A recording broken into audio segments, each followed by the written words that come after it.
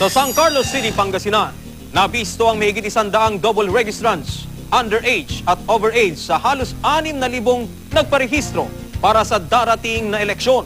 Nakita raw nila ito sa resulta ng unang araw ng kanilang encoding ng mga aplikasyon. Pinagbawalan ng bumoto ng COMELEC ang halos karamihan sa mga nabistong residente. Lahat yon din is approved na yung application nila in both barangays kasi sa desisyon ng board, kung i-approve natin yung isa, di parang binigyan natin sila ng premium, di ba? So, para magsilbing leksyon din yun sa kanila. May dinidinig pa ang COMELEC na ibang reklamo laban sa iba pang mga nagparehistro o yung tinatawag nilang temporary voter.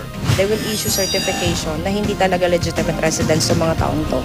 And that certification will be submitted to the board para i-rule namin. Mag-decide na rin kami na i-disapprove lahat ng mga applications na yun. Tiniyak naman ng COMELEC San Carlos City na sinusuri nilang mabuti ang mga nagparehistro sa bawat barangay. Pabor naman dito ang mga botante. Ang pakiramdam namin, magandang pakiramdam namin dahil siyempre nalinisan yung kuan at pagdating ng halalan, siyempre walang gulo.